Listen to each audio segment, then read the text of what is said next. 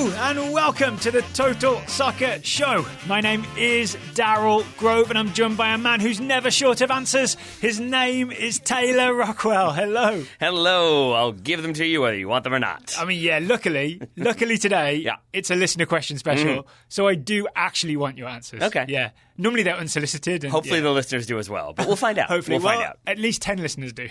Yes. And I have their questions in front of me. Shall we get straight to it? Let's get straight to it with the first question coming from Raghav Gupta, who asks, who is one player each of you want your club to sign? And we've sort of taken the approach of like, let's say our clubs were each going to sign one player in January, but then maybe this summer there's like a long-term signing as well. Hopefully there will be for both of our teams. Yeah, so like an immediate problem fix for January, and then, like a long-term, realistic but dream signing. I'm guessing we can't both just say Leo Messi and Cristiano Ronaldo and so on. No. If you've never heard the show That'd before... That'd be fine, though. I would be okay with that. If you've never heard the show before, Taylor's team is Manchester United. My team is Wolverhampton Wanderers Football Club.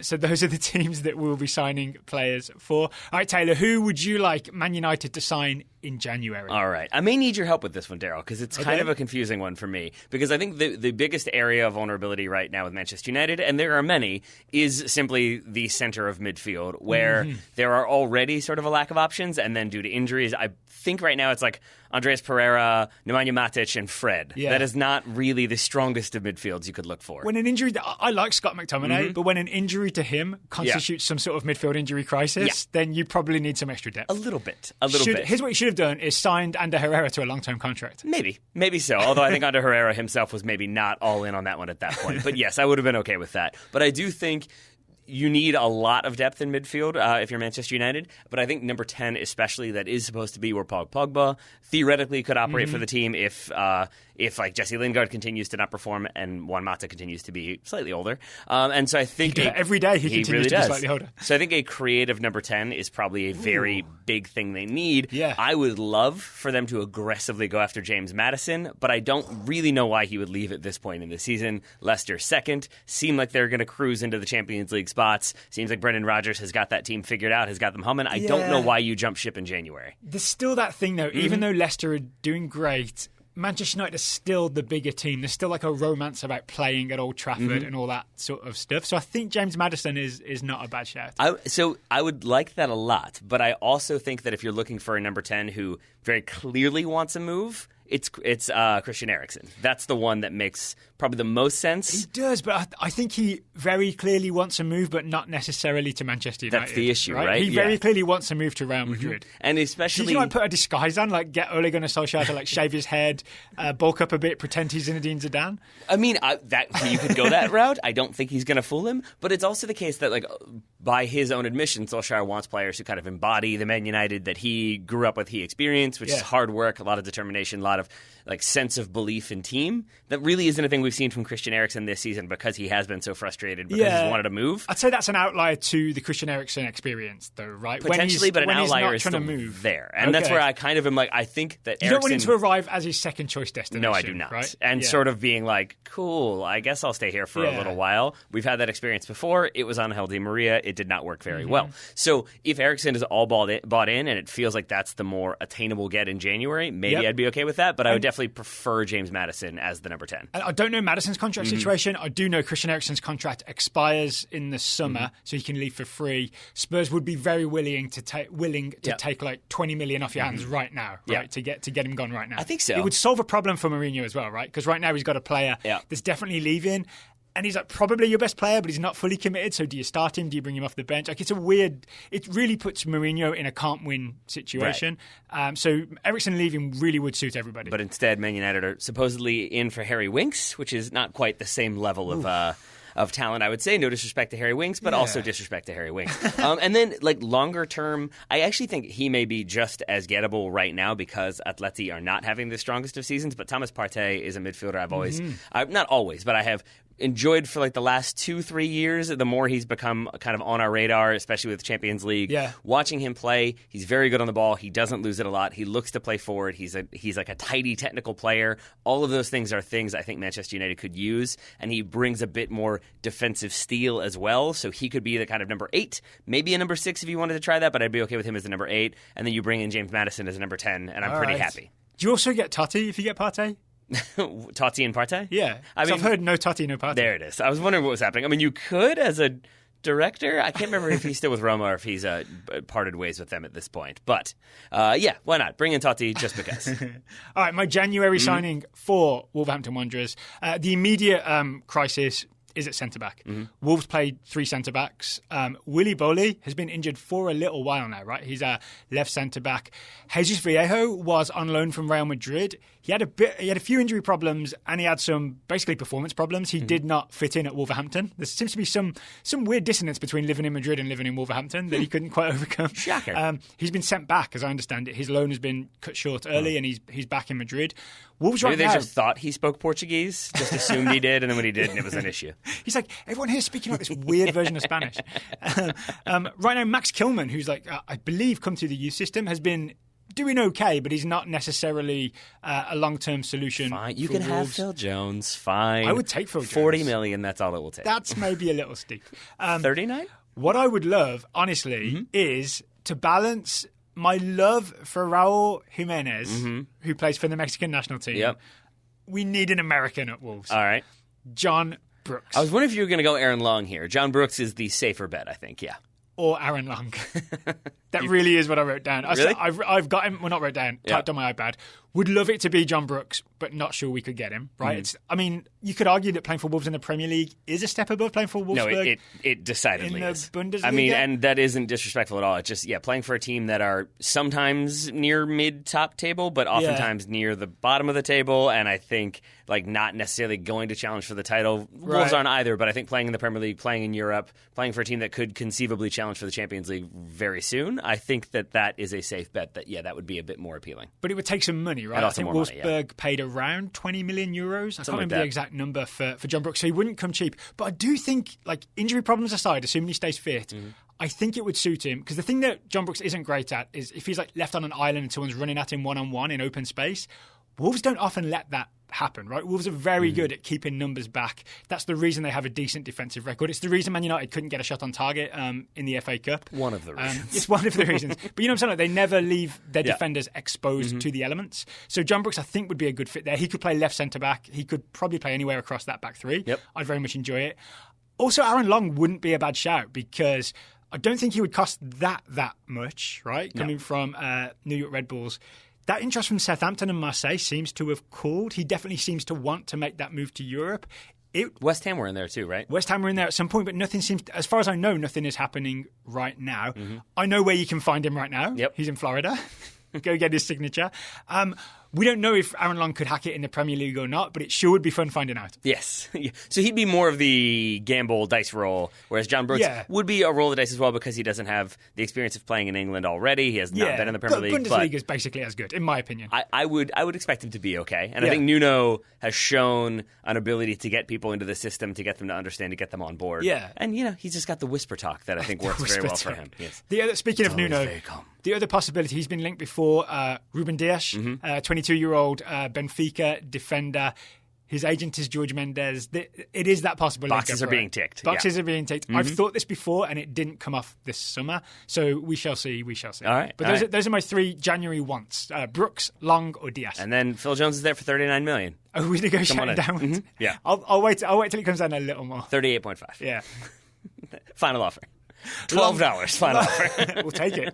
Long term for Manchester United, who's your sort of realistic... It is Thomas Partey, I think, just because that feels like that is a piece that I think could be gotten this January, but it also feels like a piece that could be helpful long term in terms of building around him. A party piece, yeah, because I don't know his age off the top of my head. Could have looked that up, but chose not to. But I feel like he's young enough that you could build around him, but he's not going to be this sort of has to be in there every single week type of player, but is a very, very good player that I think immediately strengthens that midfield and then allows you to look at other areas long term. Okay. Long term for Wolves, we need a replacement for João Moutinho. When João Moutinho plays, Wolves look like a different team. Yep. He is this incredible force in midfield who's capable of essentially bringing down and changing direction with a soccer ball better than anyone else on the Wolves team, including Ruben Neves. I really think João Moutinho is this like top quality player who is just way beyond what Wolves could ever have dreamed of signing until very, very recently. I really think he might be their best player. But he's 33 years old. He just signed a new contract that goes till 2022, but you've got to imagine that he's going to be playing fewer and fewer games. His legs are going to get tired faster and faster over the next couple of years. So we need a replacement for that type of player. So I've gone out looking for that type of player. What have you found? I think this might be a stretch financially because other bigger teams are in for him. But Bruno Fernandes, 25 at Sporting. I deliberately went and watched some footage of Fernandes to make sure that I had this right. He has that same thing of he can kill a soccer ball dead. He can change direction with it. He can send in things that end up being basically crosses from a more central position. You know what I'm saying? Like Moutinho will receive the ball in like just right of centre, but still manage to curl across to the far post for Matt Doherty to run onto or whatever. Fernandes can do all of that the same as João Moutinho. Unfortunately, his agent is not Jorge Mendes. Even though he's Portuguese, he's represented by a company called Position Number, which is a great name for an agency. Half-back stick for being Portuguese. Half a buck stick. Maybe Mendes knows someone. I have a feeling he knows some people. But I keep when I search his name, I keep seeing like Man United are in for him, or some Man City are in for him, or some basically bigger teams that would be more attractive than Wolves. It must be nice to have one position that's like an injury concern, and then you're like, well, we need to replace this one guy eventually, and that's what you're looking at. Whereas with Man United, it's like, I don't replace everybody, I guess. Long-term planning. Yeah. There may be a bit more... Is that important? A bit more, yeah. Is the director of football useful? A bit more fantasy-ish and maybe just as a loan deal. To do a similar sort of role in terms of be that one magic player for Wolves, I would love to get Martin Odegaard at Molineux. Interesting. So he's doing really well at Real Sociedad. I don't know if Real Madrid can promise him first-team football or if he would be the player that they want even next season.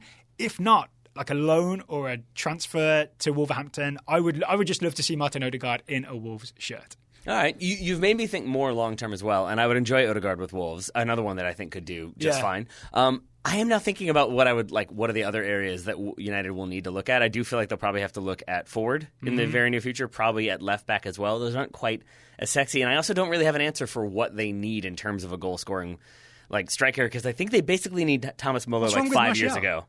I personally don't really love his movement at times. I feel like sometimes he's very good and quick and is really alert to it and alive to it. A lot of times I feel like I see him kind of, if he doesn't get that first pass, it's standing at the top of the box waiting. Yeah. There's not a lot of movement. It's not a lot of dynamism. And he is kind of the chief goal threat. If he's not hitting, then it's Mason Greenwood maybe coming in, but he's been used out wide at times. So I think you just need more depth in the attack. I don't know who that would be, but maybe if we could go back in time and sign Thomas Muller, that'd be fine. Honestly, if you could go back just a couple months, maybe Erling Braut Haaland would have been the player that Man United needed. And here's my pitch for him. This is kind of painful because obviously it's not going to happen right now because he's just gone to Dortmund.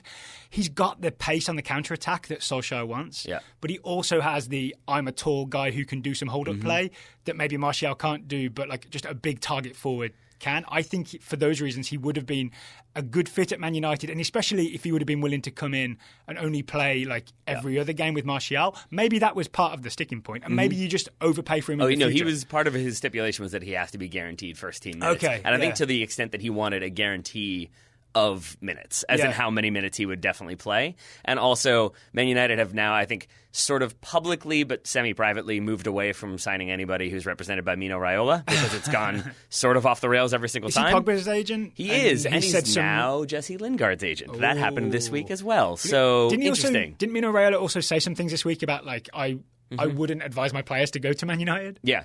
I would not sign any player. I would not let any of my players sign for Man United. So I was barely paraphrasing. Yeah. And then it was also worth noting at that point that he's been quoted previously as saying anything he says publicly is not necessarily his views, but him speaking for his agents. Or his clients. That's the opposite of what people put in their Twitter profiles. Yeah. So maybe reading between the lines there, we'll see what happens with Pogba. I've got a final shout for a player I'd love to see at Wolves that, again, might be a stretch. I also haven't checked in on his form lately. Marco Verratti is a player I've just always loved and enjoyed watching, and has that same quality as Moutinho of being able to just change direction and change what's going on a soccer field, be really effective really, really quickly.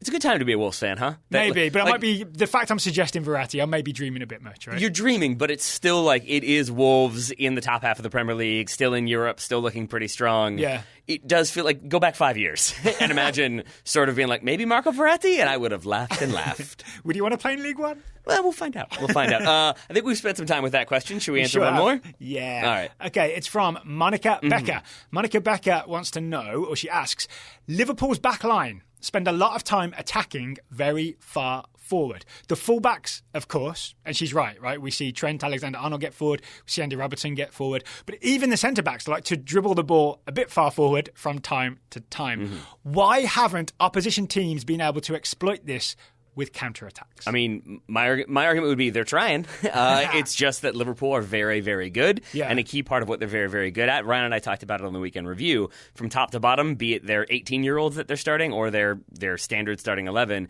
they're very good at gegenpressing. They're very good at the counterpress. And so even if one of those center backs gets caught out a little bit, even if they turn the ball over, the dedication, the focus on winning it back as immediately as possible, because that limits the opponent's ability to attack, but it also puts them in a vulnerable position. Yeah. They then turn it over.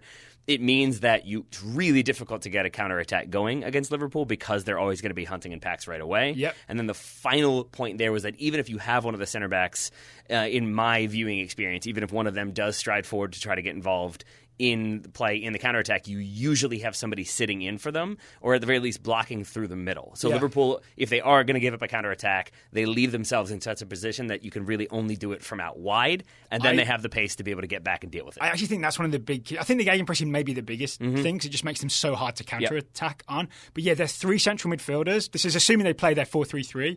It's always, I think, really well structured, so that those three don't get pulled apart very much. So the middle is almost always a no-go zone. You just cannot get through there, right? And if you do go down the sides, if you somehow do get through the three midfielders, if the centre-backs are somehow exposed, they're both quick. Assuming it's Van Dijk and Gomez, they can really cover ground, right? So if you're trying to like exploit them down the side, so often you'll see Van Dijk just kind of do that long stride over, but that stride covers a lot of ground really quickly, and he'll just get there first, right? Yeah. And then, even if you get past all that, Monica Becker... Alisson Becker is in goal, and you've got to face Alisson. Monica Becker? That's who asked the question. Oh, okay. I was very confused. I was like, Alisson's sister? I actually think this might be a relation of Alisson Becker. I would like that. Who's maybe just like trying to drive us into praising the Liverpool goalkeeper. But if that's the case, now you've got me wondering, is Monica a boy or a girl here? Because if Alisson Becker, it's a little confusing. Who knows these things? Is Monica Brazilian? I guess we'll have to ask and find out. But yes, I think Alisson Becker is another good reason why those counterattacks are somewhat limited. All right, so there you go. And that's why Liverpool are winning the Premier League. Exactly. Next question? Yep, comes from Kareem Ramantula, who asks, if you could wave a magic wand and implement any rule change to make the game better in your eyes without any backlash from the soccer community, what would it be? Wow, the middle part of that sentence is the thing that is really holding me back for some wacky ideas here. So, to make the game better without any backlash from the soccer community, I would... Ooh, okay, that's interesting. We read that differently. Because I thought he was saying it as a, like, your rule change won't get any backlash. Oh. Are you reading it as your rule change cannot create any backlash? Yes. Okay, either way mine works, so I think we're fine. We're going to have two answers to this at least then. We're going to have it covered either way. I would go for liberalising the substitution rules to introduce the concussion sub rule. Fourth substitution for concussions is my number one bullet point. There we go, So I'd even liberalise it a little more than was proposed by USL, proposed to FIFA or to IFAB, that you could have a temporary substitute come in while the possibly concussed player was assessed, and then if the player's not concussed, they can go back in and the other player comes back out. But if the player is discovered to be concussed, then it counts as a substitution, right? And that player has to go in and it counts as a sub. I would genuinely make it just a fourth sub that can only be used in the case of a concussion. Okay. But not, like, would you have it be... Because I would even be so okay with, like, say I'm suspected of getting a concussion, Daryl's on the bench, Daryl subs in for me. If I'm then cleared 5 or 10 minutes later, I can swap you back out and we kind of still have that option if another concussion occurs. Yes. But I like the idea of slowing the whole thing down without punishing the team because you're doing what actually medically you should be doing to be a responsible team. Yep. Even, I don't know if this will get backlash or not, and I know it was tried in MLS and Bob Bradley exploited it, but I would allow a goalkeeper substitution. Because I always think it's really unfair, like when there's a red card and to a goalkeeper, and then you have to sub out a centre forward. Yeah. You know what I'm saying? So I would allow a substitution for not for a red card. That's not fair. Yeah, right? I know what you mean though. I think, but for an injured goalkeeper, I would allow a fourth substitution. Forget the red card part; that would cause backlash. And if people really want to do what Bob Bradley did, I guess it's okay. It requires a lot of legwork, and it could easily bite you. Yes. And you can do the research on that one because we'll save you the time and not even go into it. But I think forced substitution for concussions is one, and then my other one, which I think we can all agree to, is that Manchester United get 30 points to start the season. I mean, they'd still finish in the Europa League, but yeah. I had to make it 30 instead of 20 because that would still put them not at the top of the table. It's been a rough year. No, I mean, I looked at other ones, but there's nothing that I would really want to do right now that I have such a burning desire to deal with, and anything I could come up with that I do sort of find myself annoyed by and wouldn't mind a rule dealing with. It then is difficult to enforce, like players crowding the referee. I want it to be like the coach gets a yellow card if too many players surround the ref. But again, it's just too many variations and weirdness. So I've gone for clarity of substitutions and Man United getting free points. There's the one thing that the IFAB, I've forgotten his role, but his senior IFAB guy suggested. Senior IFAB guy, that's the thing. Senior IFAB guy. We talked about this last week on the show. Suggested maybe don't use VAR in very fine detail for those marginal offside calls. Like if it's not clear and obvious offside, and you don't have to do the X's and the dots. Maybe just don't do that. If it's clear and obvious, call it back for offside. If not, let it go. Yep. Yeah. And transparency with that would be, all of those types of tweaks would be fine as well. That would be the most popular thing you could do right now, right? Is solve that problem, which I think I just did. Well, the IFAB guy did, and I agreed with it. Yeah. Perfect. I'm taking credit. You can take that credit, my friend, and you can take credit for today's sponsor, I guess, if you really want to. Who is it, Taylor? It's Policy Genius. It's January 2020. The year 2020 shows up a lot in science fiction. A lot of people predicted that by now we'd be teleporting to work or living on Mars, and a lot of those predictions were wrong. I'm cycling to work and occasionally looking at Mars. Are you? Do you find yourself looking at Mars a lot? Looking for it. There we go. The truth is, we'll always get the future wrong, which is why we need to get life insurance. That's where Policy Genius can help. We do sort of get the future wrong. My wife and I have been watching The Mandalorian a lot lately, and it is awesome how they've stuck with the technology that they thought was going to happen in the 70s. There's no real computers in there. It seems to be a lot of blinking lights and very dodgy holograms. And those big old buttons and big switches you have to flip. Yeah, right? exactly. Touch screens, not really a thing in the Star Wars universe. Policy Genius makes finding the right life insurance a breeze. In minutes, you can compare quotes from the top insurers to find your best price. You could save $1,500 or more a year by using Policy Genius to compare life insurance policies. Does Mando have life insurance? I feel like he is his own life insurance is my answer to that, but otherwise, no. I'm going to guess he does not. I think he would have. He should. He's got a without spoiling anything, a thing that he is protecting. I feel like you got to protect yourself in case something goes wrong. If he did, then maybe the thing he's protecting would be a little bit more safe. And I think he's smart and he prepares for all eventualities. I think he secretly has life insurance. He just wouldn't tell you about it. I mean, he doesn't say a lot, right? It's an interesting question of does life insurance exist in the Star Wars universe? Oh, definitely. You think so? Yeah, they go to StarWarsPolicyGenius.com. Man, whoever insured the Death Star really did not work. That did not work out for them long term. It was uninsurable on the second one. Maybe that's how they built the second one, is because they had insurance from the first one. There it is. And maybe they went to Policy Genius because they would simplify the process. The Policy Genius team handles the paperwork. They handle the red tape. So if your science fiction dreams for 2020 still haven't become science fact, don't get discouraged. You can still insure your Death Star or your life, if that's maybe more appropriate. If you're working on the Death Star, you probably want life insurance. It passes precedent. It doesn't go very well for you. It takes just a few minutes to find your best price and apply at policygenius.com. Thank you to Policy Genius for sponsoring today's show. Next question comes from Isabel McCurry. Yes, it's sir. actually Dan McCurry asking on behalf of Isabel McCurry.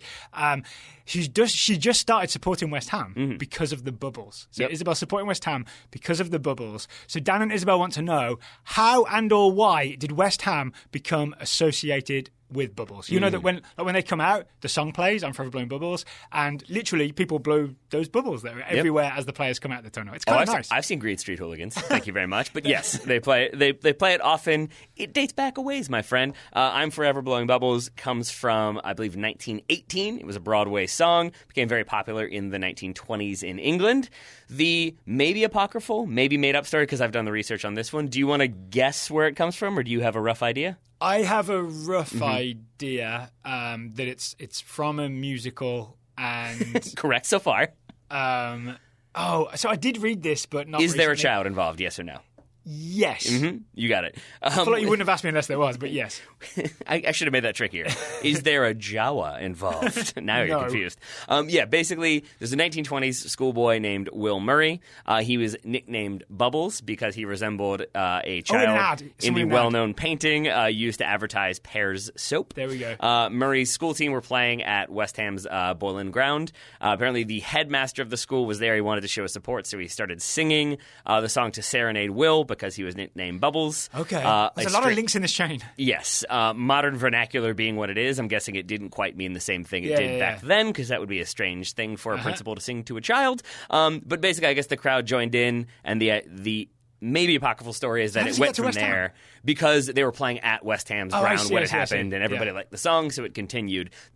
I feel like more realistic one is that those sort of songs, those Broadway songs that ended up being sung in pubs and public gatherings and such, were sort of the pop songs of the day, and they were used to keep spirits going. And the first, I think, recorded instance of that song being sung at West Ham it was in a 442 article, was in 1940 at the Football League War Cup final at Wembley, where the Irons beat Blackburn 1-0. Now I want to know all about the War Cup. I mean, I can guess why it's called that, but I'm guessing you can. But at that time period, you've got World War II, you've got the Battle of Britain, and so the song was sort of a catchy tune that was sung in air raid shelters and underground tunnels during World War II bombing to kind of keep spirits alive. And I'm going to assume that it then corresponds to, we sing it in the bomb shelters, we may as well sing it when our team's getting shelled or what have you. But I think it's basically a catchy tune that kind of rallied people together, gave people a sense of community, then kind of continued on with West Ham. And I do love it about West Ham. Sort of, to me, it's something that gives West Ham like an extra bit of character, a thing that differentiates them from other Premier League teams. Yeah. It's definitely a strange one when you first hear it and see it sung. It's sort of like,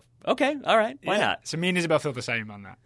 Okay, next question comes from Robert Cordova. Robert Cordova wants to know, what is the TSS opinion on Xavi Hernandez, his club and international career? Because Xavi finally retired in 2019. He was playing for, Al Sadd in Qatar, but he's obviously more famous for his time with Barcelona and with Spain. So what's the TSS opinion on Xavi Hernandez? I think he's been gone like a long enough time that he is in that era of like it's easy, or in that time period of it's easy to sort of forget how good he was. When you go back and watch that Barcelona team and just how on the ball, how present he is, how precise he is in everything he does. It's like, I think Robert's initial question was like, did he redefine the position? And I would say no, he did not. But what he did do is like completely embody what that central midfield position is supposed to be for Barcelona. And I wouldn't even put a number on it. Like, I wouldn't call him a 6, an 8, or a 10. Maybe an 8 if you had to choose one of those. But I would just call him the midfielder that everything went through. Yes, right? Exactly. And I will say my biggest memory or takeaway from Xavi is he is the first player that I watched and saw the importance of looking around the field. Right, he's the player that would always, if you would watch him off the ball, he's looking like to his left, to his right, in front, behind. He's scanning the field the entire time, and you can almost see like he's seen everything, so that when he receives the ball, that's when he strikes these seemingly magical passes that you don't understand how he's spotted where the ball should go. It's because he's scanning the field the entire time. And for me, even though I was like at least in my late 20s at that point, that was a revelation. We spend too much time together. Do we? So I was reading a summary of a like journalistic, or not journalistic, but a like scientific journal study by Dr. Geir Jordet, a Norwegian professor of psychology. Yeah. Oh yeah, I'm very familiar with this one. Of course. I was actually wondering if you had read this as well, because he wrote his master's thesis and PhD on the role of vision, perception, and anticipation in elite level performance. Here are your two kind of quotes that you would enjoy, I feel like. The study looked into search frequency of 64 players over 180 18 games. Basically, what he was Search looking at, frequency. he was looking at how often the players are like noticeably, visibly looking around, how often they're checking everything that's going on. Frank Lampard had a very high score of 0.62 searches per second before receiving the ball. So this is the average across the span of 90 minutes. Yes. Wow. Okay. Steven Gerrard was very close with 0.61. And basically, it correlated that like players who actively scanned the field were able to retain the ball. They had better pass completion rates, and they were better aware of everything that was going on. Yeah. Can I just say this narrative is not satisfying unless Xavi has a higher score than he had the highest of any player observed, 0.83. So again, 0.62 for Lampard, 0.61 for Gerrard. Yeah. Here's the other one that I thought you'd enjoy. Whenever he received the ball and had not scanned and sampled the information, he played the ball back from where it came. He took no risk when he didn't have any information. So Xavi would play very simple until he was able to reevaluate and spot opportunities. Yeah. Then he would play the ball forward, and as a result, had an incredibly high pass completion percentage rate.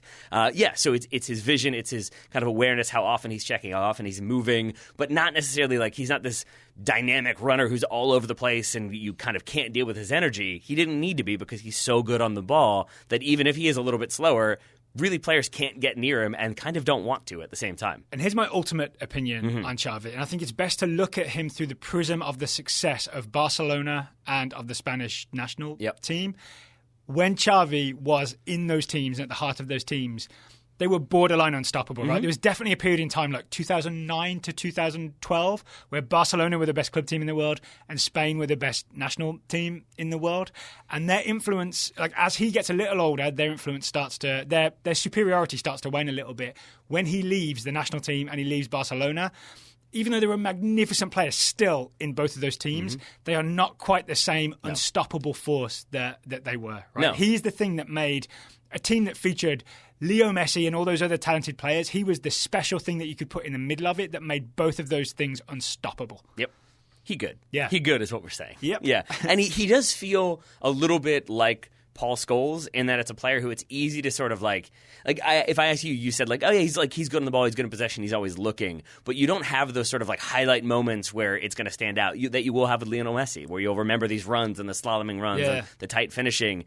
But then once you kind of delve into it and you hear people talk about it, it's always he was amazing, he was so good, he was the best there is, and I think he backs that up with a lot of what you see if you go back and watch him. Yeah, go back and watch like a Xavi highlight thing, and you'll feel the magic again. The Champions League. Thank you, Robert, for asking that question. By the way, just thinking about Xavi's made me smile. Their first win in the Champions League against Manchester United is the one to watch. That's the one where he puts the ball on Lionel Messi's head to score a header. Yes, Come on now. When you're getting headers from Lionel Messi off balls from Xavi, you're doing just fine.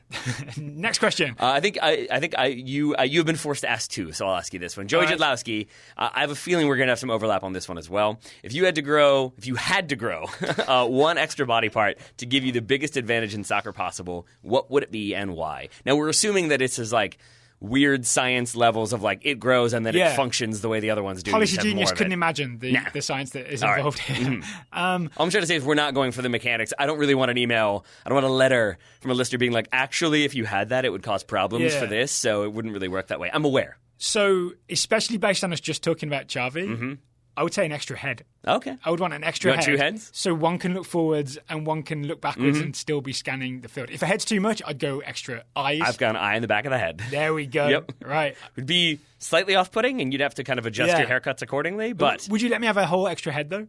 Sure. With eyes and everything. So then I would just have one head that's constantly just doing the scanning of the field, and then one head is free to do the other stuff. All right. Are they going to argue? Is it going to be a Zaphoid Bieber Rocks situation where you have to like silence one and keep him subdued? I hope not. All right.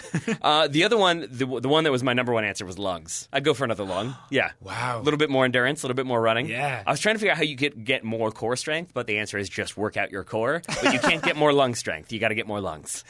Arturo Vidal, I think, might have had that He has operation. 4 lungs. You didn't know that? Yeah. I think he might do. Yep. So you go lungs, or would you go eyes first if you had to choose? I go lungs, just because I feel like I could fit some more lungs in there. And also, I don't really want an eye in the back of my head. I feel like it would be off-putting and slightly strange. Oh, so you're thinking of the cosmetic impact and like the life impact as well as the on-the-field impact? Yeah, a little bit. I guess lungs no one can see, right? So Yeah. Yeah. You can fit them in there. It's fine. So lungs is the most advantage without you looking weird in public. Yeah. Get that spleen out of there, put in a lung. My extra head would attract attention. It slightly would, Probably, yes. yeah. It would be a little disconnect. But you could double win headers, and I think that's the way to go. Headers. You could also just you could split the difference. If you're not quite sure where it's going to land, you could just say, option A, option B, and have one head go for each one. It would be annoying if you scored like a header with one head, but the other head was slightly offside on VAR. I wonder if they would. I guess it's involved. So there you go, Daryl. Now you're in trouble. So why didn't we go for legs? From my answer is that I would imagine it's actually harder to run with 3 legs. I think I've seen a 3-legged race, and it doesn't really work out for anyone involved. Yeah. That's really where it coordination's came a problem. Yeah. Right? Like maybe a wheel, if I could just grow a wheel and just roll around, maybe. Yeah. But even then, it's going to be hard to kick. If you're a goalkeeper, is an extra arm an advantage? It definitely is, right? Yeah, I think so. We put you slightly off balance to have, because you only get one extra body part, right? So imagine you have 2 left arms and 1 right arm. Yeah. Does the advantage you gain from the extra arm, is that offset by having a weird, you're slightly weighted to the left balance? I think it doesn't help you as much as we would probably think. I feel like a tail helps you as a goalkeeper. If you get a functioning kangaroo tail that you could use to whack stuff away, and when keepers come out and they get 5-holed, the tail could cover that 5-hole. You're never getting magged if you've got a tail. That's genius. There we go. All right. That's genius. Kangaroo tail. 4 lungs. Yep. Unstoppable. Yeah. Because goalkeeper also doesn't need eyes in the back of the head, right? So outfield player, eyes, goalkeeper, tail. I mean, unless people are hurling things from the stands, in which case you got to know they're coming in. Otherwise, yeah, I think tail for the goalkeeper is the way to go. All right. Those questions were definitely answered. They certainly were. Before we get to the rest of our questions, we should pause to talk about today's sponsor, Manscaped. Hello, Manscaped. The best in men's below-the-belt grooming. Manscaped offers precision-engineered tools for your family goals. If you your family goals. Whoops. Your family jewels. Corrected, clarified. If you want to turn your Fellaini into a Verone, you can use Manscaped to make that happen. That's a very Manchester United reference. How about if you want to turn Lawless in 1994 into Lawless today, you could also use Manscaped products. That's not a full shave. Then that's just trim it down. You're just keeping things respectable. Just tidy it up. You're making it available for broadcast. That's what Alexi's done, right? He's tidied it up for broadcast. But I don't know if that works so well for the products that you would be using for Manscaped because they would be broadcasting a different place. I guess certain people are broadcasting those areas. They don't put that on Fox Sports 1. They do not. They do not. But yes, Manscaped offers quality products like the Lawnmower 2.0 that has proprietary skin-safe technology, so there will be no nicking, no snagging. If you need to trim things down, they get it done quickly and easily, and most importantly, painlessly. They also have the Crop Preserver, which is an anti-chafing deodorant for down there, and also a moisturizer for down there. For down there, you put stuff on your armpits, right, to keep them nice and fresh. That does make sense. It does, right? I'm convinced by that copy. Those areas, the armpit areas, tend to smell. Yep. The other area tends to smell. Put some deodorant down there. I can't reach down there, but I assume it doesn't smell as good as other places. You get 20% off plus free shipping with the code TSS at manscaped.com. That's 20% off plus free shipping with the code TSS at manscaped.com. Start the new year off the right way by using the best tools for the job. Just do it, but that is not their sponsor. That's someone else's. Their slogan, rather. Turn your Axel Witsel into an Esteban Cambiasso. Beautiful. There we are. Thank you very much to Manscaped for sponsoring today's episode and for Daryl for bringing up Axel Witsel and Esteban Cambiasso. Daryl, another question for you. Yeah. Matthew Graham, do you have any special insight into why USL does not implement Pro Rel between its 3 leagues? I'm always confused that so much of the Pro Rel discussion is about Major League Soccer, and there isn't more about Pro Rel within USL or between NISA and NPSL. This is a good question because I sort of agree with the premise that if Pro Rel is going to happen, it's not going to happen with Major League Soccer. No. It is more likely to happen in the lower tiers. I wouldn't say I have any special insight because I think anybody could have this insight. But thanks to Matthew, I've sat down and thought about this. Yep.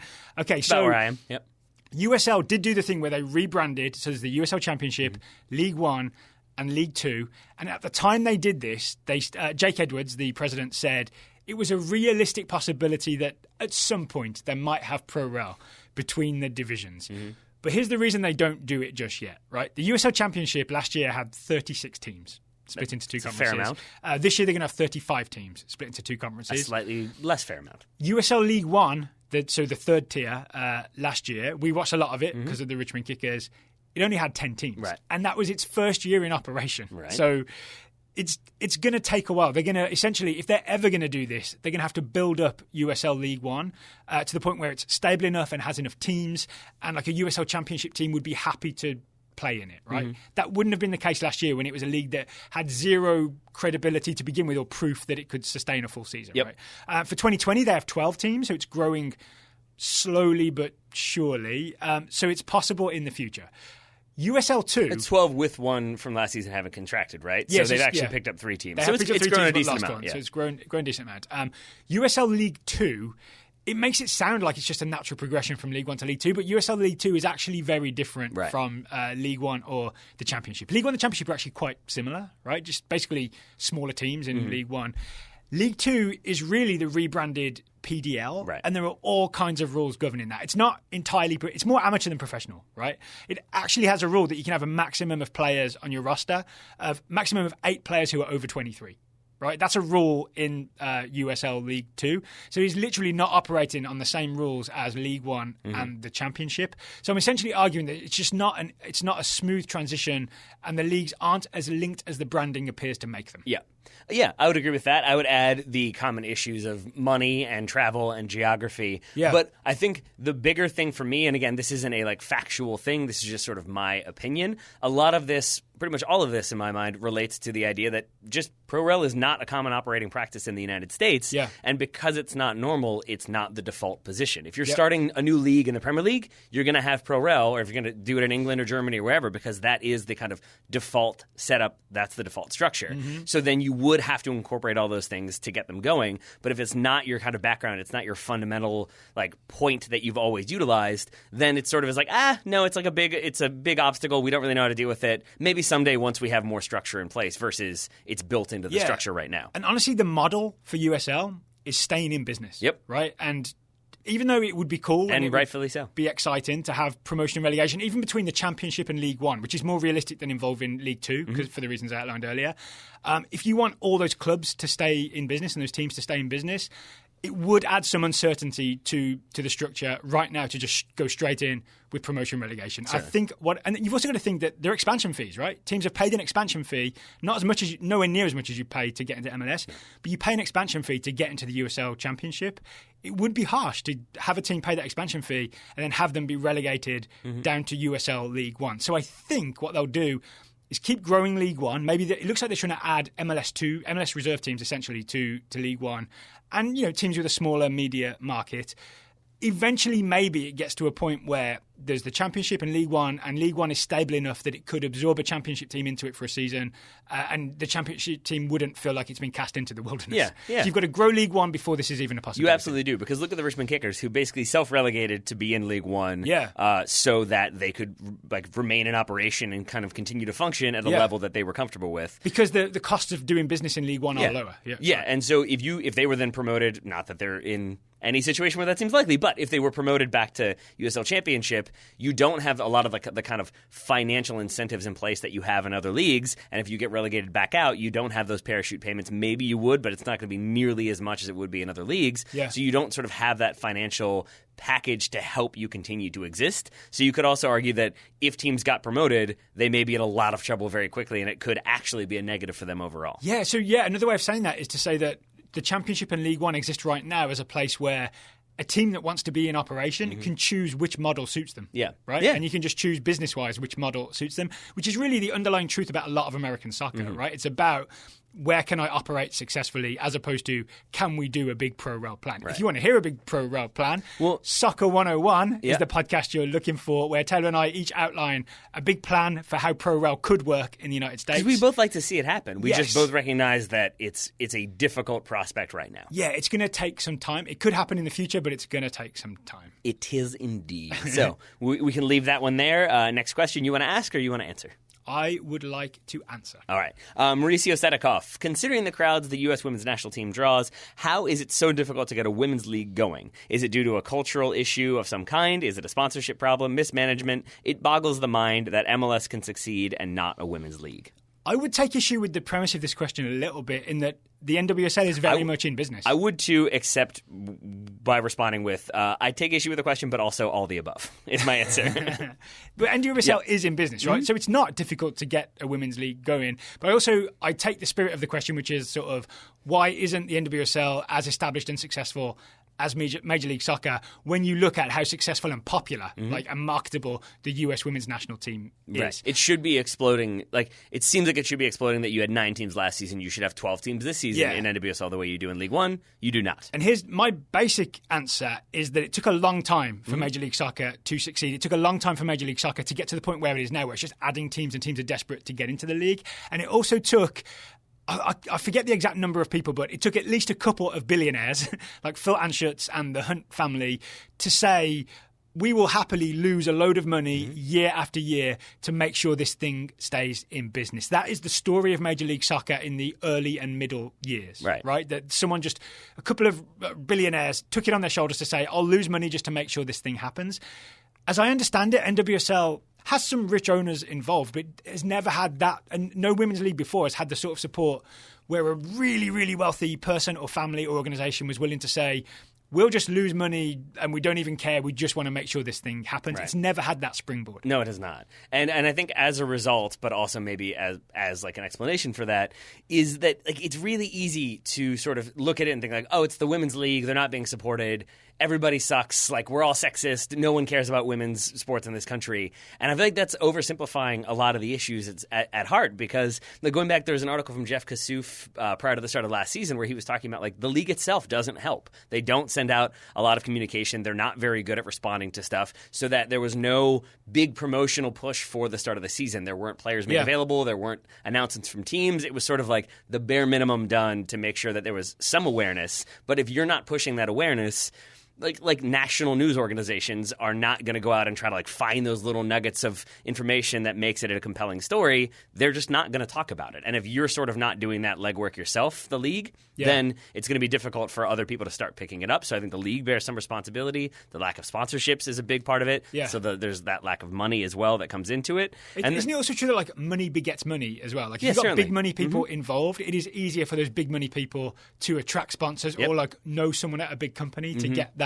sponsorship in. And I don't know this for a fact, but I feel like that's what NWSL has lacked in the past. Like, there's no lack of commitment from the people involved. There's just the people involved weren't as influential as the people involved in Major League Soccer were. Right. And I think because you don't have that like that influence and that money behind it, you have those moments where I feel like a lot of times the stories that come out about NWSL are negative, and they're not like slam pieces, but it's a lot more. It's always, will the league survive? It's that, but then like remember the story about how they had to like play that one game in the outfield of a baseball field where like it was way too small. Like that's a story. Hope Solo talking about having to like play at a hotel where there was a furry convention. That gets narrated, and so like the stories about NWSL, like oh look at it, can't even do this. Like those are almost easier to write, unfortunately, because otherwise, the articles are sort of like NWSL like continues to plug along, and it just sort of like isn't going to attract all of those clicks. Would you agree that there was an upswing post 2019 Women's World Cup? I mean, it's why Budweiser came in as a sponsor. Yeah, there was the Budweiser sponsorship. There were big crowds. Like suddenly the crowds looked really good, and there's a thing like Washington Spirit playing at Audi Field,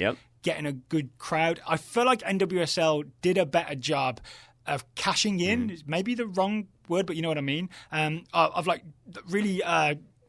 Taking advantage of the success of the USWNT at the Women's World Cup and like taking that momentum into the second half of the NWSL season. Yeah, I think so, but I think a lot of that relates to the games in person. Like there's still.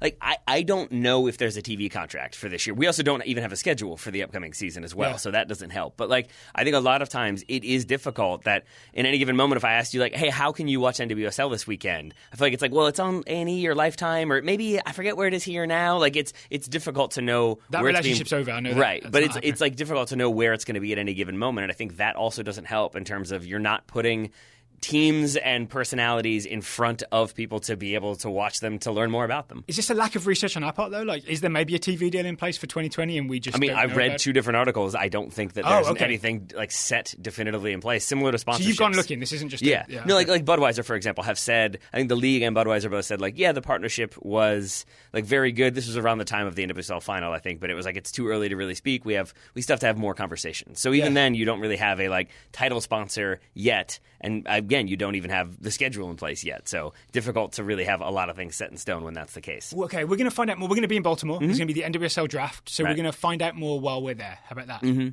Yeah, but I think the final thing I would say, because I do want to find out more about it, is just that to like the overall point of the question is that we should be like supporting NWSL more. It's a thing that you and I talked about after the Women's World Cup, that like our show, like, full disclosure, like our show takes a big hit in numbers when we talk NWSL, and I think in the past that was a sort of reason why we were like, well, like there's not that much interest, it seems, so we're not going to cover it. And I think we we have sort of, and not like we're talking about it every single day, but I think you and I both made the decision that like, but is that because people aren't talking about it, that the league doesn't get that much coverage, so then there's not as much attention, and maybe if people start talking about it, even if there aren't clicks and downloads, it still at least keeps it front and center. So that's the thing I think we're going to try to do at least a better job of this season, if not a great job. I think that also gets to one big underlying point, which is that the US women's national team is very, very popular, but that doesn't always necessarily translate into people wanting to know about the NWSL, right? US Women's National Team this summer, any content we did about the USWNT was really popular, got loads of downloads, right? But then NWSL, not quite the same, right? I think there's definitely a difference between the national team and the domestic league. I have a question for you about that. Yeah. This is like completely, I've never thought about this before until just now. I'm wondering what you think of it. Is there an argument to be made that because the US Women's National Team plays so many friendlies, a lot of them at home, that it almost removes some of the motivation to go see those players for NWSL? If you want to go see Alex Morgan play, you can probably go watch the US Women's National Team. And like if you have the opportunity to do that, then you're probably not going to then go see an Orlando City game or a Washington Spirit game or something like that if you can go see the national team play at RFK or whatever. Not RFK. I don't want to answer. Be a problem. I don't want to answer definitively because don't go to RFK. I don't want to answer definitively because I haven't thought it through. But let's instead of maybe thinking it through and answering definitively, let's just watch some women's soccer and encourage people to do the same. Okay, let's do that then. Qualifying for the Olympics starts soon. End of this month, I believe. I thought you were saying I was qualifying something. I was like, I'm not. I'm saying just watch it and support it. No, the US is going to beat Haiti and Panama to start the year. I think they'll be all right. They'll be all right. Next question. Comes from Liza Benovenli. My fiance and I love soccer, but he also loves Liga MX, and I have trouble getting into it because I don't speak Spanish. Why is there such a little coverage of Liga MX in English? Isn't it very popular? How can I connect better with it? I think a big problem is that the Mexican national team continues to play all their... No, I'm just kidding. Just going to continue with... teams not getting the coverage they deserve. Why is there such little coverage of Liga MX in English? This is actually kind of interesting. Univision has a lot of the English language rights to Liga MX. They have the Spanish language rights to a lot of teams, and they have the English language rights. Univision does not have an English language channel. That doesn't help. A lot of the Univision English language broadcast is done as like a secondary audio programming where I always struggle to access that. I've had multiple different TVs and cable providers. I struggle to find the secondary audio program. Yeah. And I'm not someone who's bad at operating remote controls, right? Or sometimes they'll do it on Facebook. They will broadcast a game via their Facebook page with the English language commentary. So it's out there, but it's hard to find. Then the other weird thing is because of the way Liga MX TV rights work, Fox Sports actually has the English language rights to home games featuring Tijuana, Santos Laguna, and Monterrey. But only those three teams, right? Not the entire league. I think they're sold on a different basis to the way we normally understand things. So basically, that's why English language coverage is hard to track down.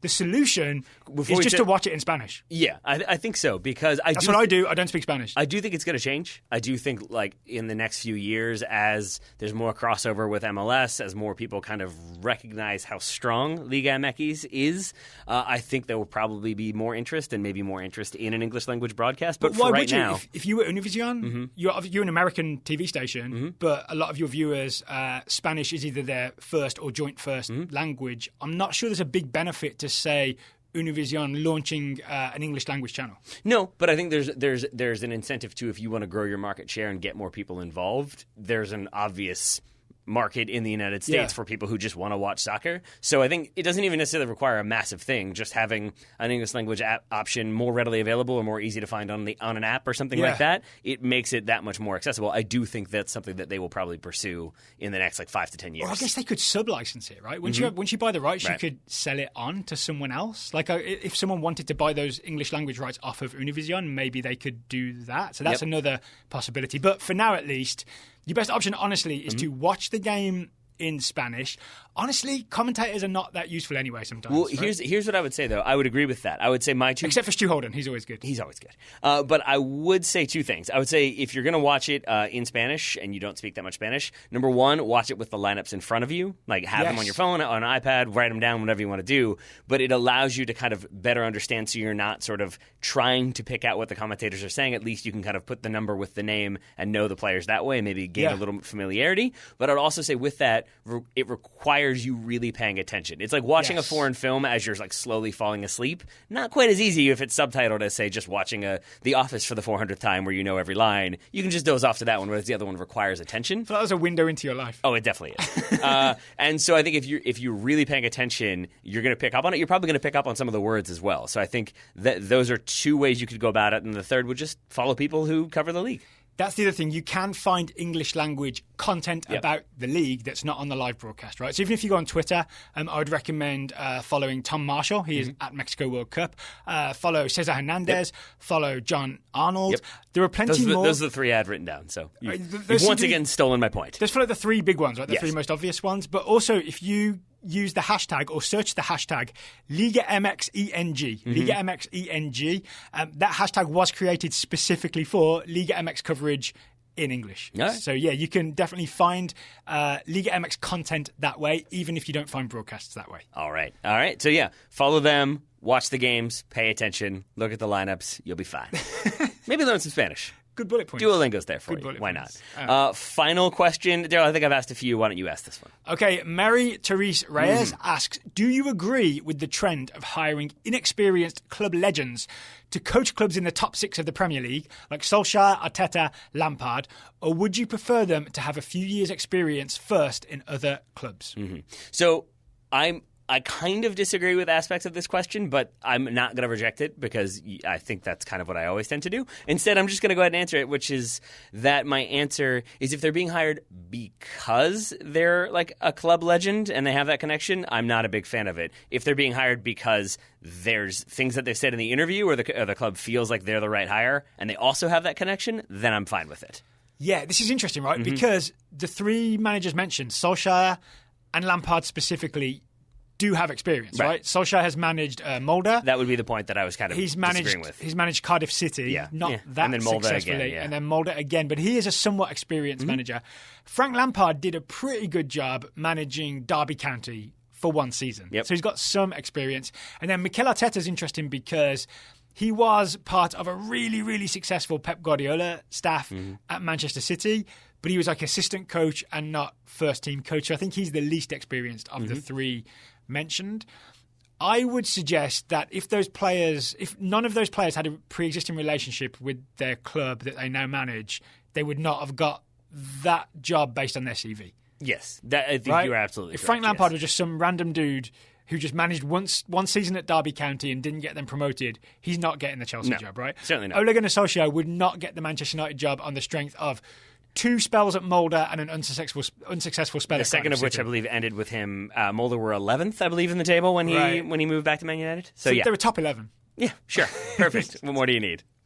So I have really struggled with this because it seems like things are somewhat working out, at least with Frank Lampard, and I've got a feeling things are working out with Mikel Arteta. So it's hard to disagree with it when it seems to be working. Yeah, I mean, but that's where I go to. I think Solskjaer is the outlier here, and I'm aware that I'm saying this as a Man United fan, so that might just be because I'm frustrated with them. I don't think it is, though, but I do think that he was sort of brought in to be we don't really have anybody else right now. He is beloved by the club, beloved by the fans. We'll just bring him in to kind of steady the ship. Yeah. And then they had that run of form, and I think they thought maybe they struck lightning or got lightning in a bottle or whatever it is. And so then they gave him the permanent job, and now here we are. And I feel like that is the one where that's what I mean to say, where I say, like, yeah, he's got some experience, but it does feel like it was the club legend status was more important than the coaching experience. Whereas I think it's probably the case for Frank Lampard as well, and maybe Mikel Arteta, but it's much closer. That Arteta has all that experience with Guardiola, it sounds like, one of the finalists for the job the first time round, and they went to Unai Emery, and that did not work out, so maybe that also factors in. And then with Frank Lampard, I think, that season with Derby combined with the transfer embargo, I think it's like unique circumstances, but he still has shown himself to be at least somewhat tactically adept at figuring things out. I think each of these guys as well was hired at a point where the club needed a boost.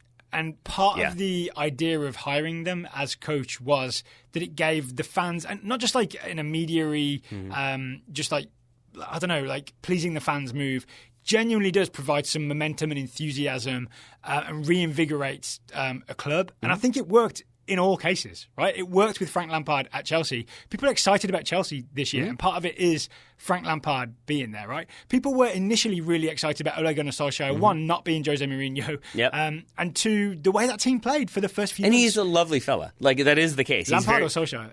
I guess both, but I'm talking about Solskjaer specifically. That, like, by all accounts, I mean, he was the one who's happy to be a super sub, never rocked the boat, is very polite in every interview, and I think has that sort of like love that comes with that, as opposed to being a controversial figure who like kind of polarized the fans. But I'm sort of saying that both of those hires made sense beyond the fact, but also because of the fact they were club legends, actually served a purpose at the time of their hiring. Yes, right. And then Mikel Arteta is the outlier, but arguably the more interesting one, because it seems that he's someone who, like you said, they were interested in the past, right? So it seems like it's not just a knee-jerk, get this guy that used to play for us. It was more like, we've got our eye on this up-and-coming coach with a big reputation, so let's try and hire him. Yeah, but I think, like... Are we answering this question, or are we talking around it? I think we're kind of talking around it. But to be fair, the question is, do you agree with the trend of hiring inexperienced managers, or would you prefer them have a few years of experience? And I think, honestly, I don't really agree with either one, because I don't think that you need one list of categories over the other. I think it comes down to fit. And the one that always sits in my head is Julian Nagelsmann. That's a guy who, his first job was when he was 28, 27, something like that. Works well for Hoffenheim. Now he's at Leipzig. That's going well. So we're saying there's no hard and fast rule or criteria you have to abide by. It's different strokes for different folks. Exactly. Horses for courses. And again, that's other things that rhyme. If they're being hired on merit and talent and that connection, again, I'm fine with it. Yeah. If it's they're hired because everybody used to love them and we need people to love us again, that's where I get concerned. Okay, so by that criteria then, Solskjaer and Lampard, there was just enough experience where it gets them over the line in terms of it being okay. I guess so. I guess so. All right, now I feel like we answered Lampard more so than others. There we go. All right, thank you to everybody for the questions. If you have a question you would like to send to us, the URL is totalsoccershow.com/questions. I'll put a link in the show notes.